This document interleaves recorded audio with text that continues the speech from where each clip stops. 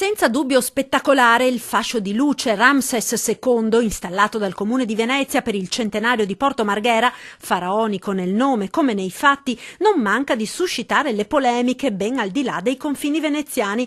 Con i suoi 12.000 metri d'altezza, l'enorme faro, visibile da mezzo Veneto, sta suscitando la rivolta, oltre che dei mestrini, anche degli astrofili della Marca. Nel vittoriese, Silvano Tocchet, presidente della locale associazione Astrofili, ha avviato una petizione che in pochi giorni ha già raccolto migliaia di sottoscrizioni. Io personalmente ho lanciato una raccolta di firme, una campagna di raccolta firme che è arrivata ad oltre 6.000, quasi 7.000 firme questa mattina soltanto in 4 giorni.